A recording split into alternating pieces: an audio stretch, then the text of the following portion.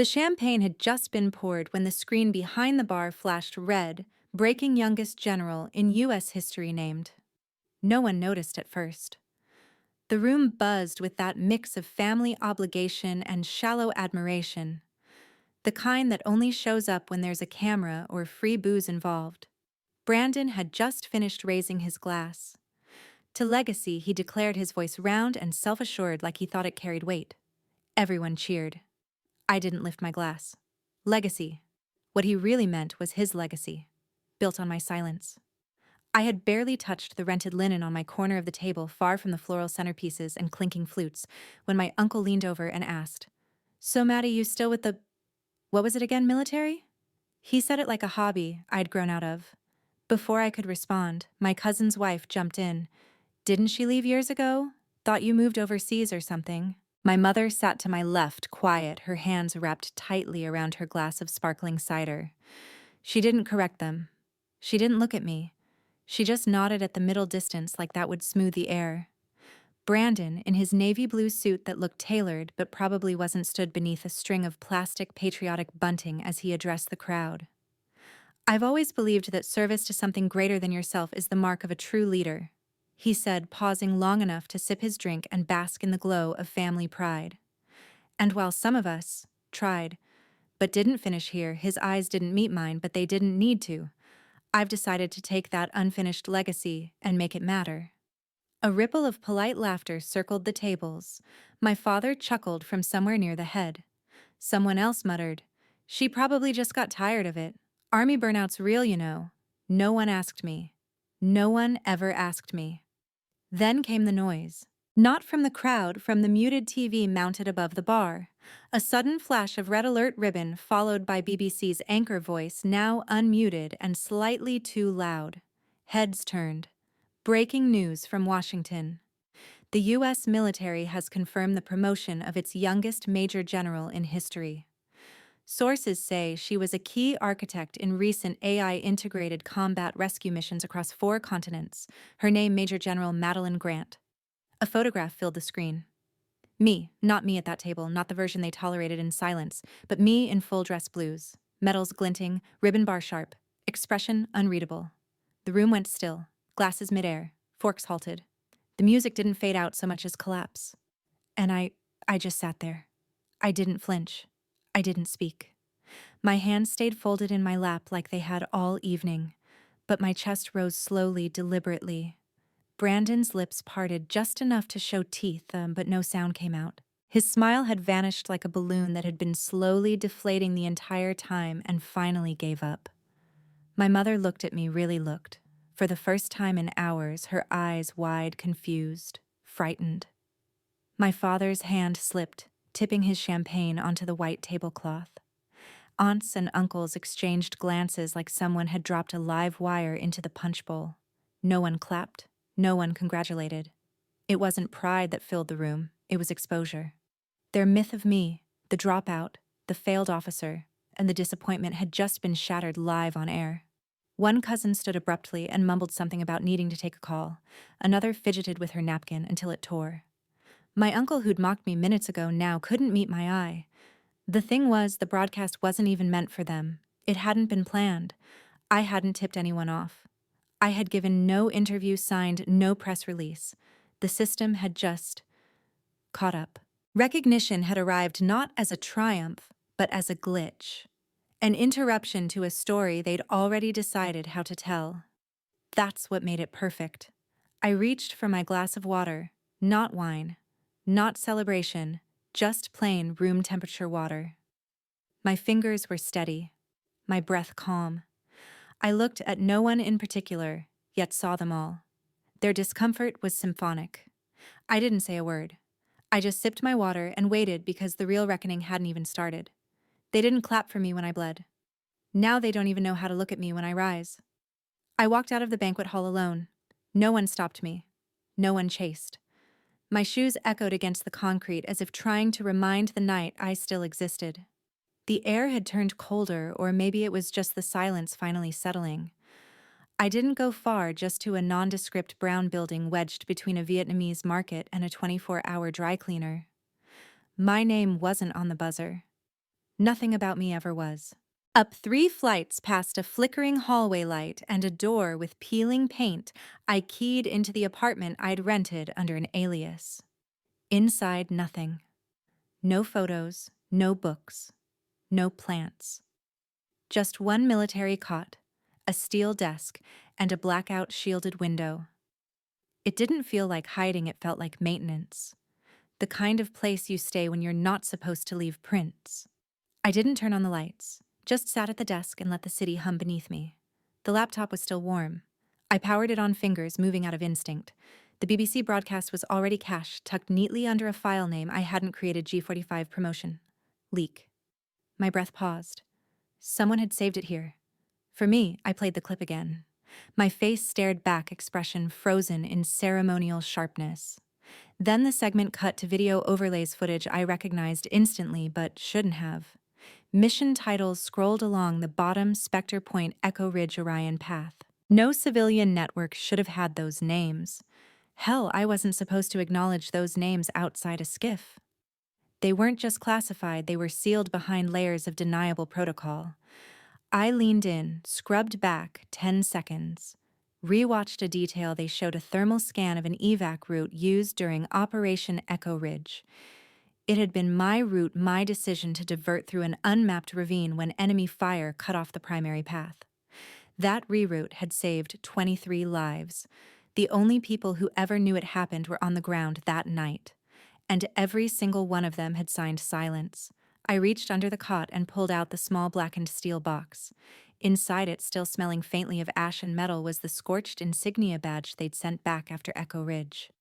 It was half melted, the gold edge warped, but the engraving had survived. No man left behind.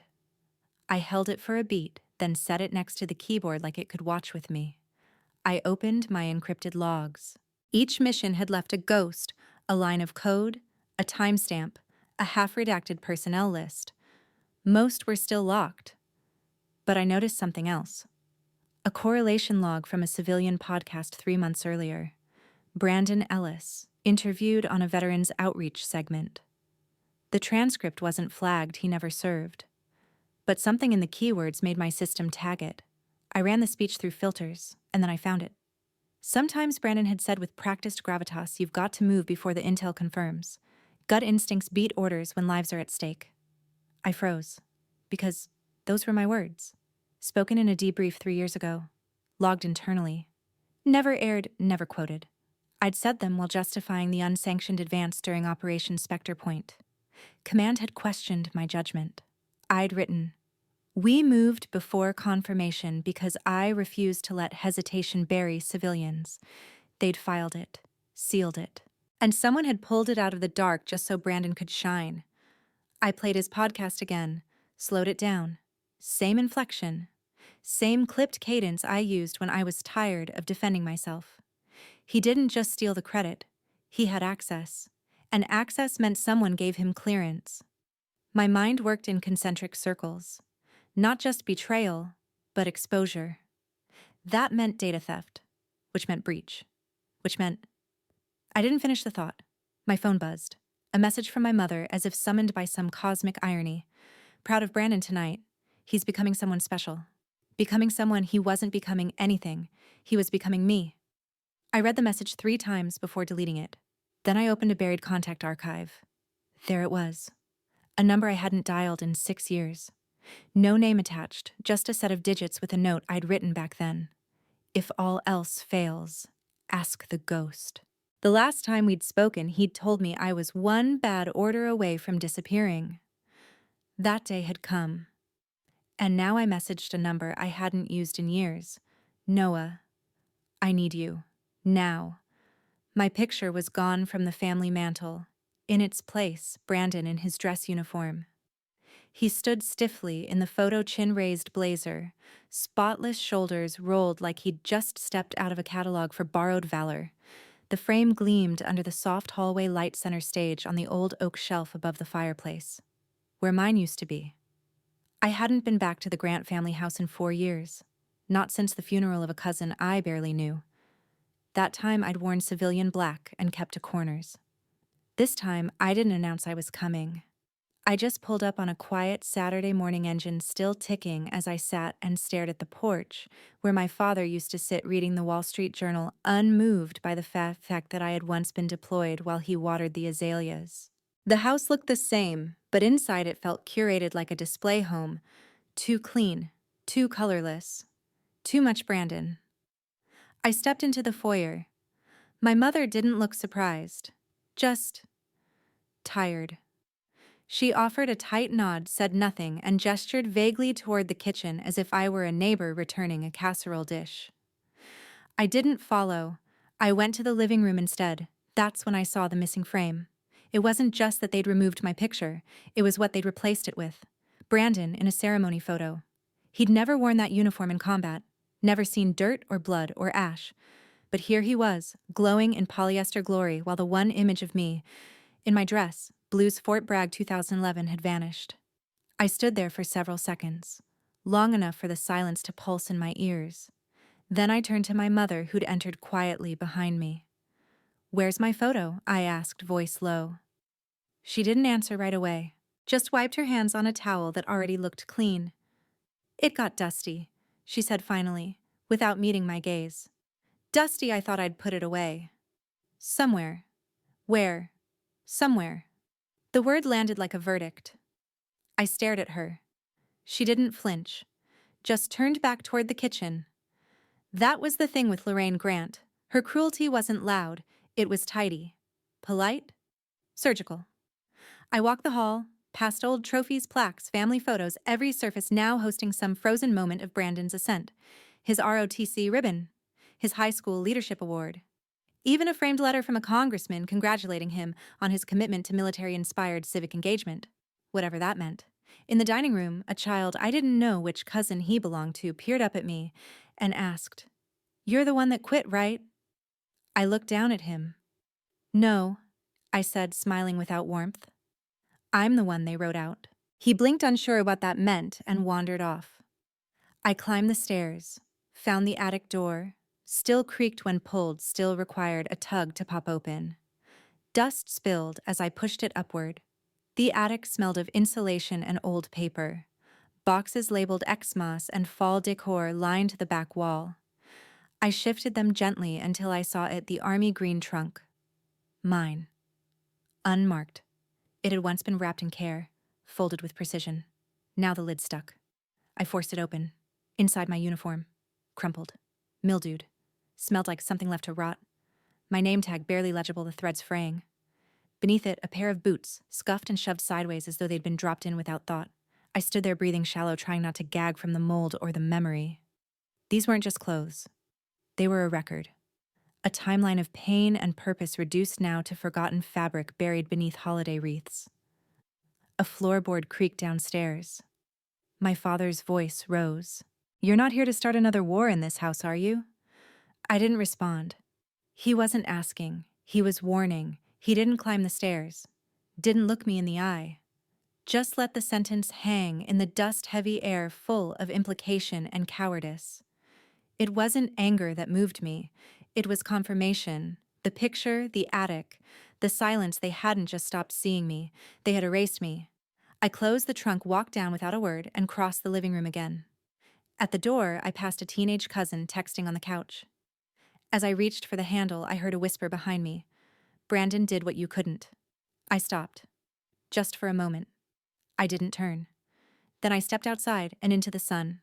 From my coat pocket, I pulled a burner phone, one I hadn't used since the last time someone tried to make me vanish with a keystroke. I typed one word. "Start." The reply buzzed instantly. "Already tracing. They used your clearance 2 weeks ago. They wanted my name forgotten, but they left fingerprints all over what they stole." Arlington didn't blink at 2 people slipping into a used bookstore before noon. The place looked forgotten. A washed-out sign reading Miller's Collectibles hung crooked over a locked glass door. Inside, the air smelled like cardboard and stale ink, but beyond the aisles of dust-jacketed tomes and vintage encyclopedias, a false shelf clicked open on Noah's thumbprint.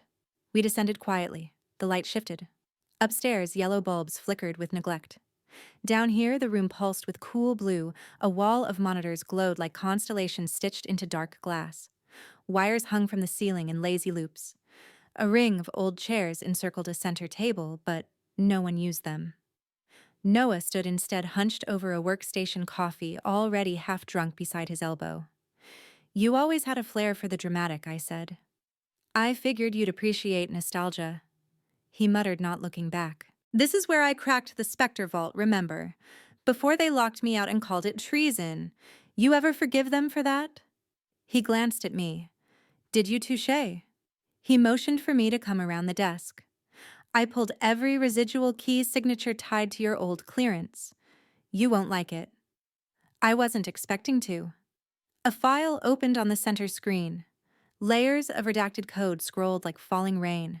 But I knew the cadence. The timestamps, the biometric hashes, the embedded auto-logout strings, they were mine. Or had been. Noah zoomed into one specific access chain. "See this node here?" he pointed. "This came from a decommissioned machine, a laptop supposedly sealed in Langley archives 3 years ago." I narrowed my eyes. "It's still active, no, but it was. Long enough to clone your clearance and create a ghost shell." He tapped a key. And that ghost just walked into classified files tagged under Level 6 Project Echo. My stomach dropped. Echo wasn't just a code name.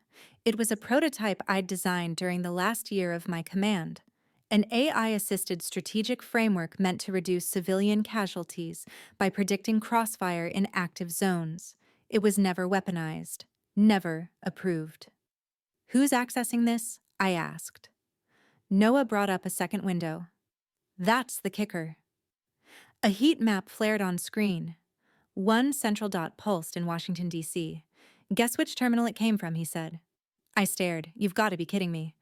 "Office of Defense Civic Liaison," he replied, tone clipped. "Desk belongs to one Brandon Ellis." I blinked. He doesn't even have level 2 clearance. He didn't. Until someone added him. The room tilted for a second. My thoughts ran hot sharp. It wasn't just credit anymore. It wasn't just speeches or photo swaps. He'd infiltrated. Noah leaned back. But wait. It gets worse. He clicked open a buried folder labeled R. Vale. Echo MKTG Brief. Internal only. The memo was short, barely a page. But the name at the bottom hit harder than anything else so far. "Dr. Renata Vale. Still familiar?" Noah asked. I nodded slowly. "She was my research director, and now she's redirecting your prototype under a sanitized banner," he said. "They didn't just steal your glory, Maddie. They hijacked your war." I felt something cave in my chest, not a collapse but a shift. Like the slow tilting of plates before an earthquake. "This is coordinated," I said. They knew I'd never speak out. Noah tapped a button and the entire table lit up with branching threads, connections between military contracts, university partners, anonymous shell firms. "They made sure you'd stay invisible," he said. "And then they built an empire from your silence." My hand drifted to the scorched insignia in my pocket. Echo Ridge. The moment everything began to unravel. The moment I stopped being a name and became a liability. I looked at Noah, voice quiet. "They brought the battlefield home." He didn't respond right away. Then one of the side monitors flared. Text scrolled rapidly in a foreign script. Another window blinked open. "Secondary authentication request, Gen ID 34 V G E N D M." Noah straightened. "Someone's in." "In what?" He spun the screen toward me. "There's a second access attempt, happening right now." They framed me with a file I hadn't touched in years, but they forgot I built that file. The Army Human Resources Command in Washington was a shrine to clinical bureaucracy. The walls were beige, the floor an infinite spread of scuffed tile. Everyone wore pressed uniforms, yet no one looked at anyone else. I passed a junior officer on the way in. He didn't glance up. Maybe he recognized me and decided not to. Maybe I was already a rumor.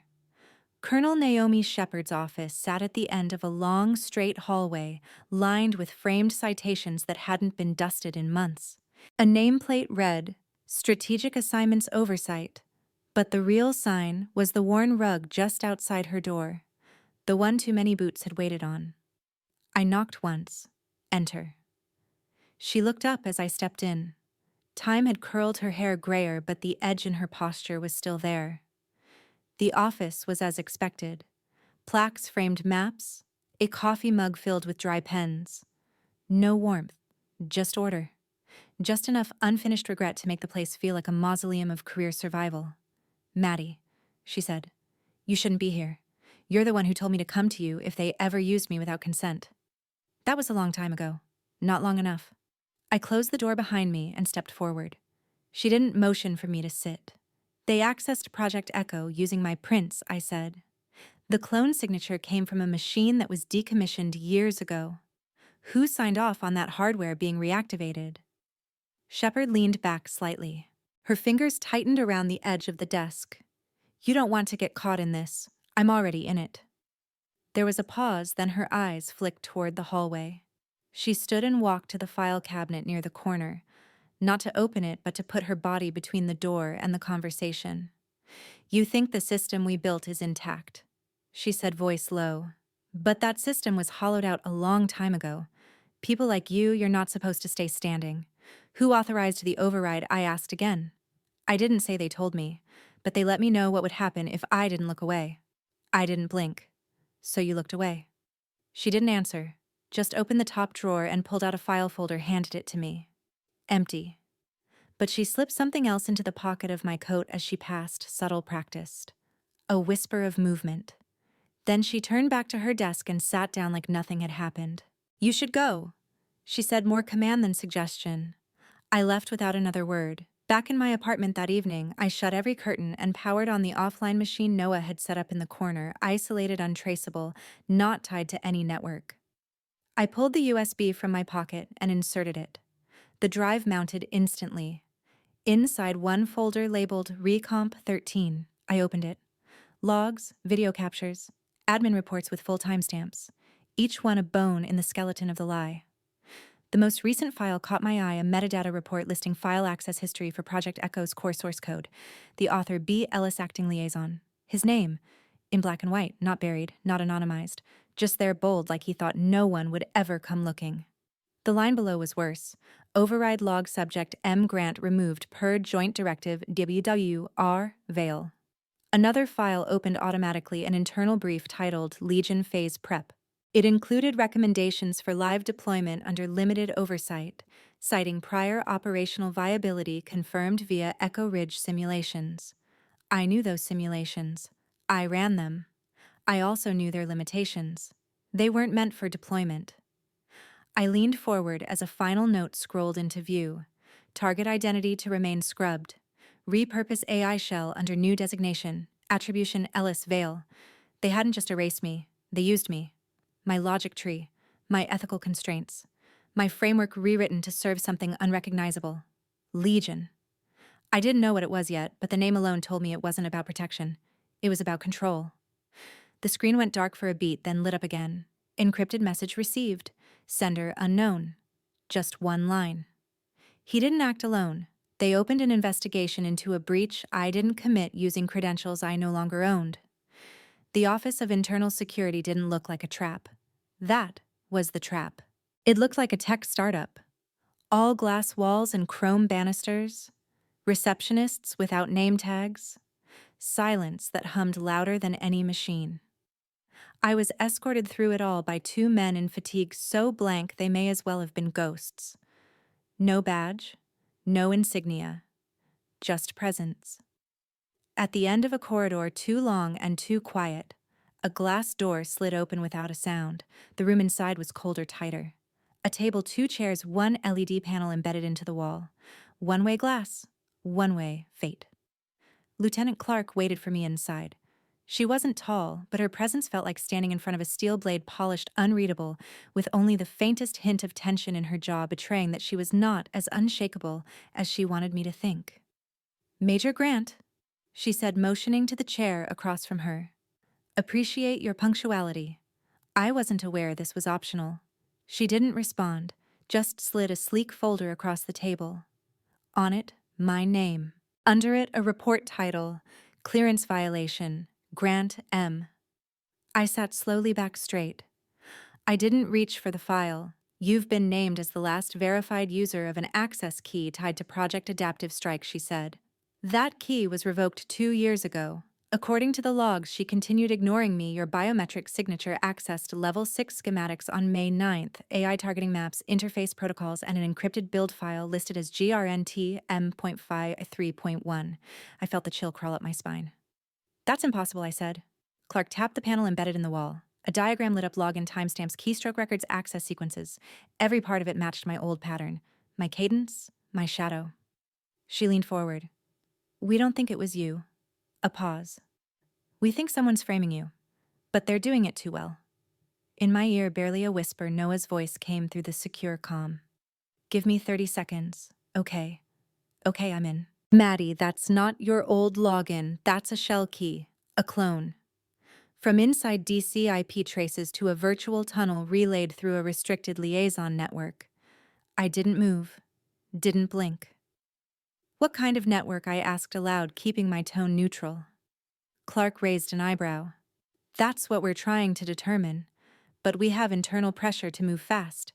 And frankly, Major, there aren't a lot of advocates in that chain of command right now. She swiped to the next slide. You're being monitored, your communications, your movements. We're required to inform you that this constitutes a pending high-risk clearance violation. You could be suspended. Or worse. I exhaled slowly. So why the friendly tone? Because I think you're not the problem, she said. But I also think you've made powerful enemies, and we can't protect you unless you cooperate. Cooperate? How? Tell us who would want to weaponize your work. I looked her dead in the eye. Anyone who thought ethics were a luxury. She didn't flinch, but she didn't press either. Be careful what you say next, she said quietly. I looked down at the folder again. Not at the content, but the way it sat, clean, thin, surgical. Like the blade of a report waiting to slice off a reputation. Because that was the point. They weren't after my rank. They were after my record. They wanted to smear the last thing I had, the proof that I'd once been the kind of officer who chose integrity over obedience. I stood without waiting for permission. She didn't stop me. Noah's voice returned. I'm scrubbing what I can from the live log, but someone wants you buried, Maddie. Fast. As I exited the building, the late May sun felt sharp, artificial. My feet hit the pavement harder than I intended. The street was too clean, the air too still. Then my phone vibrated. I didn't recognize the number. No ID. Just an image. My father. Bound, gagged head tilted sideways in a dimly lit room. His eyes open, and beneath it, no caption, no demand, just location unknown. They said they wanted peace, but they came for my family. I pulled into the driveway 2 days later, my tires crunching across gravel like an unwelcome warning. The Grant house stood still, its white siding glowing too clean under the late afternoon sun, windows shut, curtains pulled. But the silence wasn't peace, it was pressure. The kind that wraps itself around your throat before anyone says a word. I killed the engine and stepped out. The yard looked untouched, but when I glanced at the barn to the west, I noticed something off. The security light flickered once, then stayed on. No motion, no wind, just a warning. I keyed in the back door code. Same digits since 2002. No one ever thought to change them. Why would they? Nothing dangerous ever came from inside. The kitchen was empty. My mother stood by the sink washing dishes that didn't need washing. She didn't look up when I entered. Just said, you should have called. I'm not here for pleasantries. Her shoulders stiffened. I need access to the security system, I said. Everything recorded this week. She turned, drying her hands with mechanical calm. That's Brandon's system now. He upgraded it after the break-in scare last year. Then I'll need his laptop. Her eyes flickered. I opened the cabinet where we used to store cereal and found the router tucked behind boxes. I plugged in a device Noah had sent overnight, an encrypted key drive that turned any network into a two-way tap. My comm buzzed. Connected, Noah said in my ear. Give me 10 seconds. While he worked, I scanned the hallway. Every photo still hung Brandon's West Point induction Brandon at a ribbon-cutting Brandon smiling beside a senator. My face didn't appear once. Then Noah spoke again. Motion log at the barn triggered 3 times in the last week. But no match to house keys. I walked to the back door. The barn loomed in the distance, half-shadowed now, sun beginning to dip. I stepped out, crossed the grass, and opened the heavy door. Inside, dust motes danced in slanting light.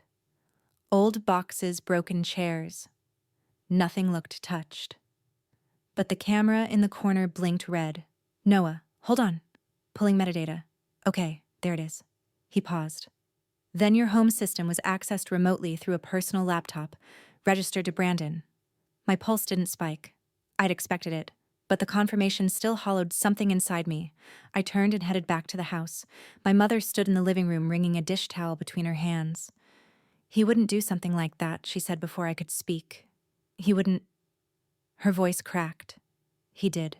I moved past her, straight out to the driveway where Brandon was sliding into the front seat of his car, a too-polished rental that didn't belong on our gravel. I opened the driver's door before he could close it. Maddie. I didn't yell. I didn't ask. I just stared. His hand trembled on the gear shift. You accessed our home system, I said. He looked away. You used it to broadcast our location. 2 days later, Dad disappears. I didn't know, he muttered. I didn't know it'd go this far. You signed off on it. They said it was just a test.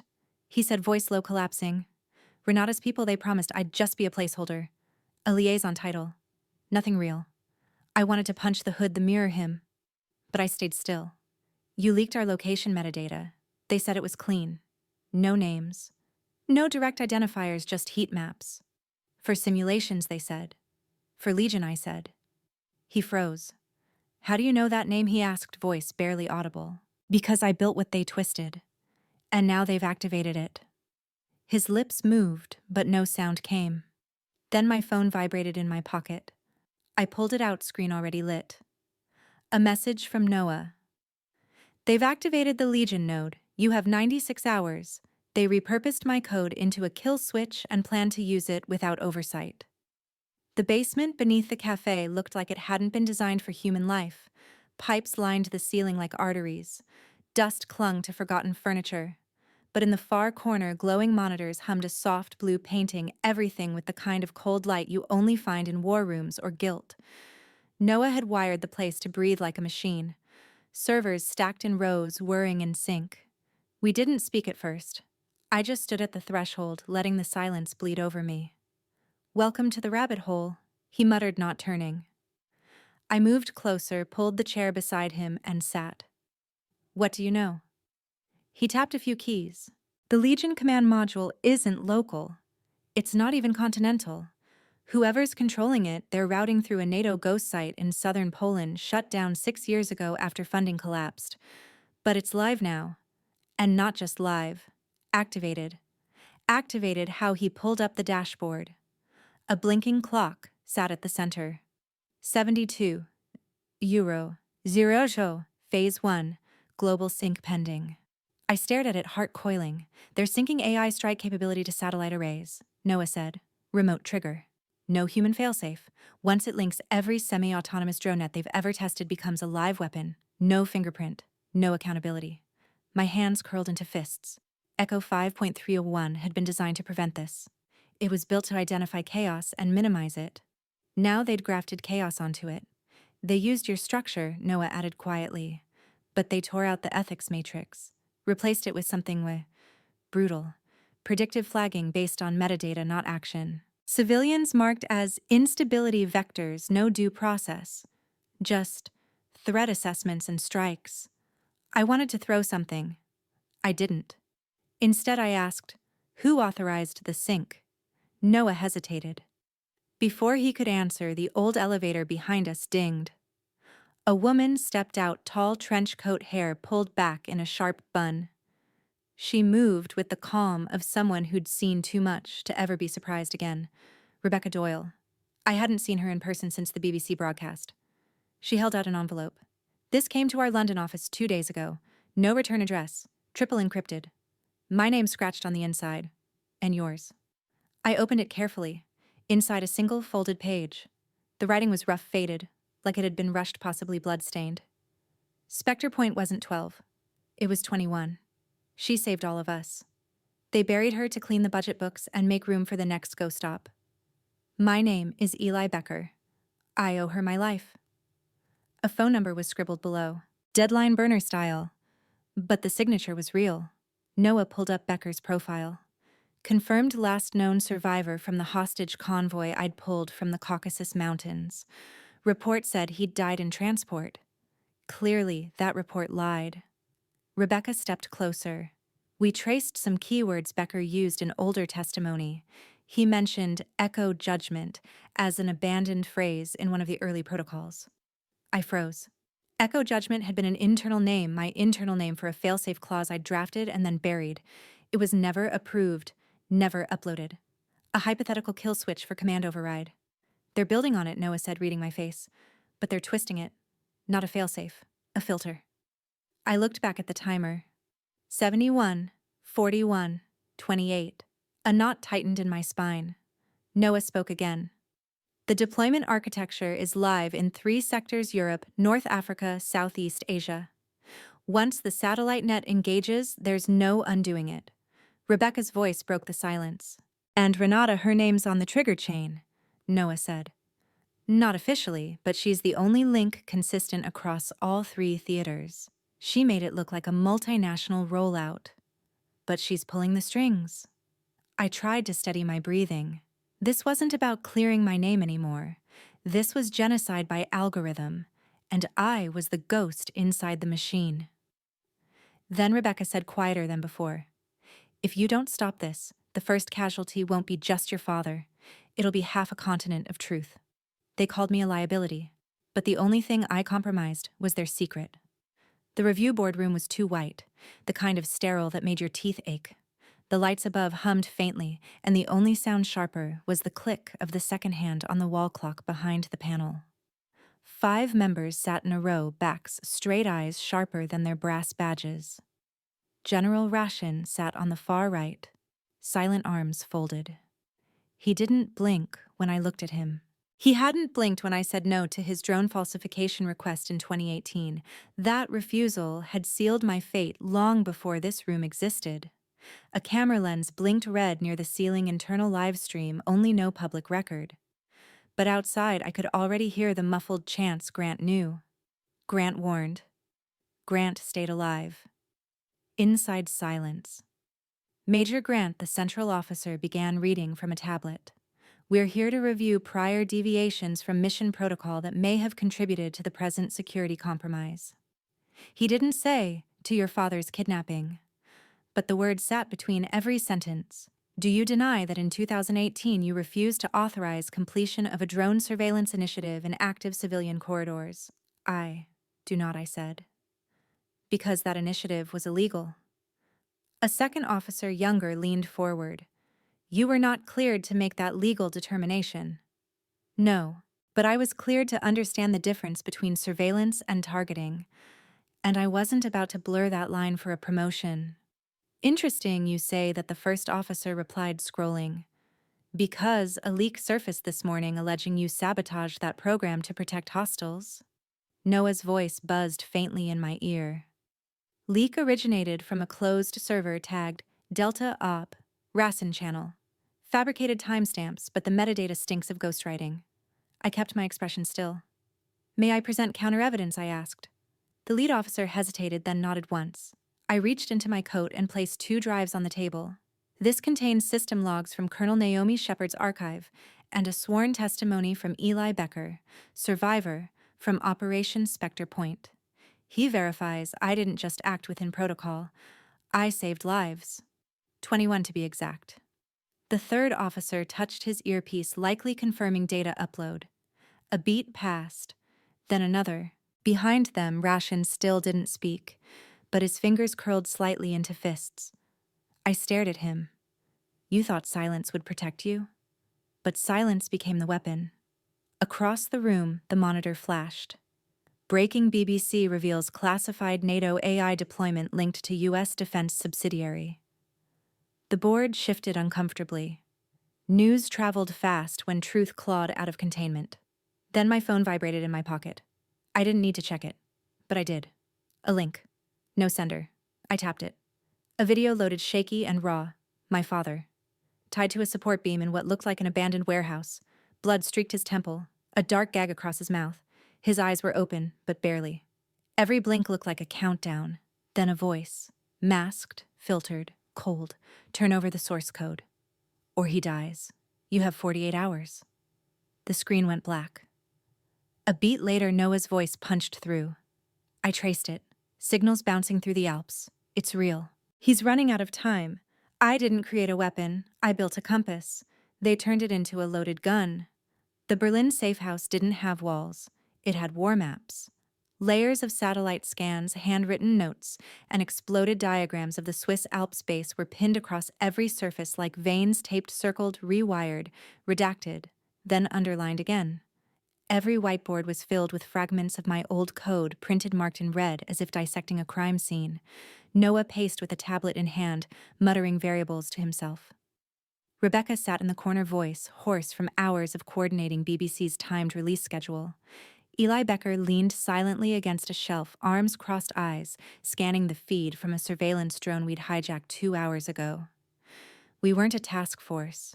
We were ghosts, stitching themselves back into history. I decrypted their floor plan, Noah said, turning the screen to me. Facilities buried under 25 meters of reinforced alpine bedrock. No satellite pings, no EM leaks, but they're linked to seismic early warning systems. That's the weak point. Avalanche alarm, I said. He nodded. Trigger it upstream. While they shut down power to reinforce the lower levels we breach from the southern maintenance tunnel. Rebecca spoke without looking up.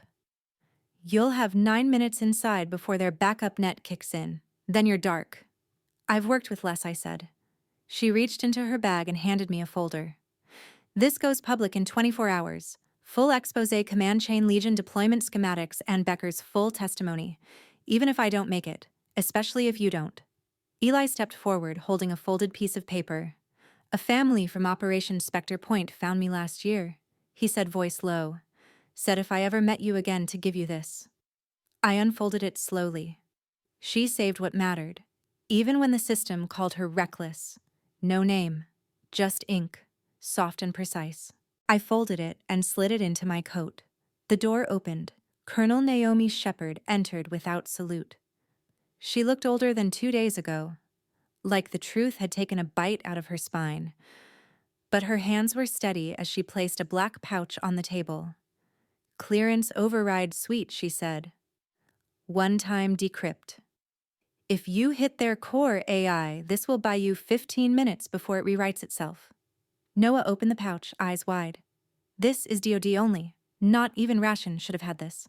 She met my eyes. I owed you a voice. Now you'll have one inside their system. Then she turned and left. I stood in front of the main whiteboard. My code fragments of Echo 531 was everywhere. Loops I'd written in cobble. Logic trees I'd revised in silence after night patrols. And at the bottom of a function string buried 5 layers deep, a name. JGR 5.3.1. They hadn't even bothered to strip it. That was the arrogance. They thought burying me was enough. They didn't expect I'd dig back through the data they corrupted to find the part that still remembered who I was. I connected the infiltration drive. The LED lit green. Behind me, Noah gave a small nod. Eli chambered his weapon. Rebecca lifted her phone, beginning her final transmission draft. I whispered to the screen, "Let's bring my shadow into the light." They said ghosts don't bleed, but I was bleeding and I was done haunting quietly. The corridor shook beneath my boots, not from impact but vibration. Deep, steady pulses like a sleeping giant shifting beneath steel skin. The Swiss black site had no signs, no markings, just endless hallways coated in pale blue light that flickered slightly as if resisting the heartbeat of what it housed. Noah's voice buzzed in my ear. Thermal sensors confirm Renata's still in the core chamber. 2 bots patrolling outer loop, but they won't breach unless triggered. I pressed my hand to the door scanner. The override pulse Shepard gave me whined softly as it decrypted the security lock. The door slid open. Inside, the AI chamber looked like a church for machines. A glowing dome pulsed in the center, surrounded by screens that twisted and blinked, with fractals of code mine and not mine, woven together like truth braided with violence. The air smelled sterile, tinged with ozone. Renata stood with her back to me, arms behind her. She didn't turn when I stepped in. "You should have stayed erased," she said. I didn't answer. She turned slowly. Her eyes were calm cold, her jacket crisp boots polished. She looked like the future they were trying to sell. I didn't come for you, I said. I came for what you broke. Oh, Maddie, she said, voice gentle, almost mocking. You still think this is about breaking something? This, she gestured to the dome behind her, is evolution. Clean decisions. No emotion. No delay. You were too cautious to lead it, so I did what leaders do. I decided. You decided to use my code to murder civilians flagged by an algorithm. They were instability vectors. The model runs 94.7% predictive. So what happens to the 5.3%? She didn't answer. Instead, she stepped closer, lowering her voice. I need the decryption key, Maddie. We both know you didn't come this far just to watch. You're right, I said. I came to end it. Her smile slipped. She lunged. The blade caught me just beneath the ribs, not deep, but enough. I gasped, stumbling back, pain blooming hot and fast. She gripped the hilt, tightly twisting it, but I used the motion, pivoting, grabbing her wrist and shoving it into the exposed conduit behind her. Sparks exploded. She screamed. The lights flickered. The AI dome whined, spinning too fast, screens blinking erratically. I dropped to my knees, hand pressed hard against the wound. Blood seeped through my coat. I didn't care. Renata collapsed beside the main interface. Smoke curled from her sleeve. The countdown glowed behind her on the central display. 19. Then it froze. The room went silent. I staggered forward, one hand on the server frame. Noah's voice hissed through the comm. AI interrupted. But not dead. You've got 5 minutes left. I didn't need the world to know my name. I needed them to stop using it to lie. The hearing room in D.C. looked nothing like a battlefield. But it was. Mahogany-paneled walls, tiered benches lined with lawmakers in suits, press badges clipped like medals, the kind of setting where image meant more than truth until today. I walked in wearing a plain charcoal suit. No medals, no ribbons. The silence was heavy as I took my seat. Rebecca gave me a small nod from the second row. Beside her, Colonel Shepard sat, rigid, lips tight but eyes steady. She didn't wear her uniform either. That said more than anything she could have spoken. The panel chair tapped the mic. Major Grant, you have the floor. I didn't clear my throat. I didn't adjust my papers. I just spoke. 3 years ago, I was labeled insubordinate. My clearance revoked. My name buried under a smear campaign manufactured to protect a project called Adaptive Strike. Screens behind me lit up. I moved, step by step, through the timeline. Operation Spectre Point, 21. Hostages rescued, but the report scrubbed to say 12. Renata Vale's override logs from the Swiss facility. Chain of command records leading to a name that had lingered like a shadow across every document. General Rashin. During my tenure, I said clearly General Rashin requested falsified metadata to shield an unsanctioned drone program targeting domestic opposition. I refused. Gasps from the gallery. A rustle through the rows. Rashin sat 2 rows back, flanked by aides. His jaw clenched so tightly I thought it might snap. He said nothing. Then Rebecca stepped forward with a drive. This contains the original testimony of Eli Becker, long presumed dead. His affidavit confirms Major Grant's version along with secondary logs matching timestamps of the operation. I handed it off to the clerk. Then came the remote deposition screen. Brandon's face flickered into view. His eyes were red. He looked 10 years older than the last time I saw him. Mr. Ellis, the panel chair said you're being asked under oath. Did you knowingly provide access credentials or metadata tied to Legion operations in exchange for a position within Renata Vale's Advanced Operations Division? He didn't speak for 10 seconds. Then voice cracking. Yes. Why, I thought it was a way to matter. To belong. And did you understand the consequences? His lip trembled. Not at first. But I do now. The room went quiet. A pause, then movement. The panel conferred. Papers passed. Then the lead senator leaned into her mic. By unanimous vote, we move to reinstate Major General Madeline Grant with full honors. Further, we urge the Department of Justice to investigate all parties involved in the misuse of Project Echo. I didn't smile. My phone buzzed. A text from an unfamiliar number. He's safe. Extraction complete. No injuries. N. I let the words sit in my chest for a beat. Just enough. Then the final motion came. The White House has just issued an executive order, the chair read. Effective immediately, Major General Grant is reinstated.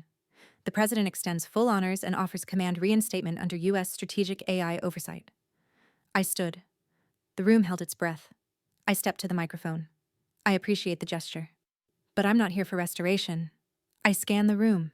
Each face, each pair of hands clasped together like they were praying for absolution through me. I don't need a seat. I need a standard. They used to whisper that I was unstable. Now they quote me in training manuals. The wind carried the scent of dry pine and fresh paint. Colorado Springs had always felt like a place built on thresholds between earth and sky, silence and signal.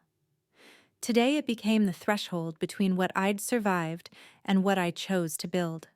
The ribbon was thin white, not ceremonial, not celebratory. Just enough to mark the beginning. They handed me a pair of scissors with too much shine. I paused before cutting, letting the weight of the moment settle in my lungs. Beside me stood 5 cadets, 2 women, 3 men barely old enough to remember the years I'd been erased. The Grant Institute for Strategic Ethics. The sign above the entrance was matte steel, no gilding. I'd fought too long to let my name become decoration. It had to mean something now. Inside, the main hall echoed as we walked through. Sparse, functional. Lecture rooms named after whistleblowers and ethicists, not generals. No statues, just chalkboards and bandwidth. I stepped to the front of the first class. Only 30 seats were filled. No press beyond one local channel. That was fine. I didn't want fanfare. I wanted the right people to listen. Welcome, I said. This isn't where you come to be told what to think. It's where you come to decide what you won't compromise. No applause, just the scribble of pens. Truth doesn't need applause. It needs consistency. A few cadets shifted. One smiled barely. After the keynote, as others dispersed, my mother approached quietly. She looked older, but there was something in her eyes that hadn't been there the last time we stood face-to-face peace. She didn't speak at first, just reached into her purse and handed me a photograph. It was us, me and my father, 20 years ago. I was maybe 12, holding a compass standing under an old oak tree behind our house in Virginia. He was laughing. I hadn't seen that photo in decades. I held it for a long time. He carried it in his wallet, she whispered. I nodded. My voice wouldn't work. Later, as the afternoon light spilled in through tall windows, I returned to the front of the room. The cadets had filtered back in. I picked up a piece of chalk, ran my fingers along the grainy edge, and wrote across the board, "Honor isn't inherited. It's chosen." Then I turned to them. If you agree with everything I teach, I've failed. Question me. Challenge me. Because that's how you learn where your own line is. One cadet raised a hand, uncertain. Why call it an institute? Why not a command? I smiled. Because I don't want to issue orders. I want to leave questions that outlast me. They nodded. Some wrote that down. Others just sat quietly, letting it sink in. I didn't notice the staff member filming from the side wall. I didn't notice when he uploaded it to YouTube that night. They deleted my past. I replaced it with a future. The hallway outside the cadet dorm echoed with voices young, fast, sharp with certainty and doubt. I wasn't eavesdropping. I was just standing still, letting their words pass through me like light through water. She says, "Threat isn't the threshold. Intent is," one cadet argued. "But how do you quantify intent?" another countered. "It's not about perfect measures," a third cut in. "It's about choosing to measure it all." I recognized the phrases not from lectures, but from moments. From conversations I'd had at the edge of exhaustion, from reports I'd written in frustration, from silence I'd held until it became doctrine. They weren't idolizing me. They were arguing with me. And that was exactly what I'd hoped for. My phone buzzed. "Rebecca." "Video hit 3 million, she said. "Your talk. The one you didn't even know got recorded. I didn't say anything new. That's what makes it matter." She paused. "Then the Senate's drafting a civilian AI ethics commission. They want your input." "I'll think about it," I said, but we both knew I already had. That afternoon, I found my mother in the garden behind the east wing. The rosemary was blooming early. She didn't say much, just handed me a folded note and pressed it into my palm like a secret. You didn't just come home, you built one. I tucked the note into my jacket and walked across campus as dusk fell. Shadows stretched long across the courtyard. The mountains loomed quiet in the background, steady as breath. Inside the student library, I opened the display case near the entrance. It had been empty for weeks, waiting. I placed the badge inside, the one they'd melted around the edges, the one I'd carried through ash and snow. I didn't label it. No name, no plaque, just presence. Let them ask. Let them wonder. A student lingered near the door, hesitating. He looked maybe 20, backpack slung over one shoulder, notebook clutched tight. Did you ever forgive Brandon? He asked. I smiled, slow and honest. Forgiveness is a privilege. He hasn't earned it. Yet. They mocked me for failing, but failure was the only honest part of the story. The hill was quiet, save for the wind brushing against the flagpole and the distant hum of insects too stubborn to leave the early summer air. June had arrived heavy with memory, not heat. The clouds hung low, soft gray cotton strung across the sky like a held breath. I stood before the stone without flowers. I never brought flowers. He didn't believe in ceremony. The marker was simple, his name, his rank, 2 dates that now felt like coordinates to a past life. I traced my fingers across the edge of the plaque where the weather had started to dull the finish. The soil around the base was still slightly turned, like it hadn't settled yet. From my coat pocket, I pulled the old photograph. The one my mother gave me weeks ago. The one he'd kept folded and quiet even when I thought he'd erased me from everything. I slid it gently into the frame slot at the corner of the headstone. It clicked into place. Fit like it had always belonged there. Then I opened the small leather-bound notebook I'd carried since I was 19. Most of its pages were filled with encrypted call logs, field notes, fragments of ideas.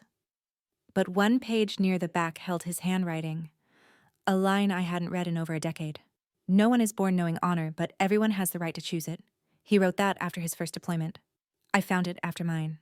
I closed the book, tucked it under my arm, and breathed. Not a sigh, not a release, just breath. Long, full, present. Behind me, I heard gravel shift. I didn't turn immediately. I didn't need to. I knew who was there. Lorraine stood a few feet back, her coat wrapped tight around her like a shield. She didn't speak. She didn't need to. Her presence was enough. For once, she let silence mean support instead of avoidance. And beyond her past the black iron gate, a small group waited. Cadets. My students. No uniforms. No formations. Just eyes watching, not out of deference but attention. They didn't clap. They didn't salute.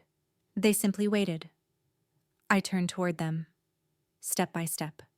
No badge, no stars, no command. Just me. I stopped a few feet from where the grass met the gravel.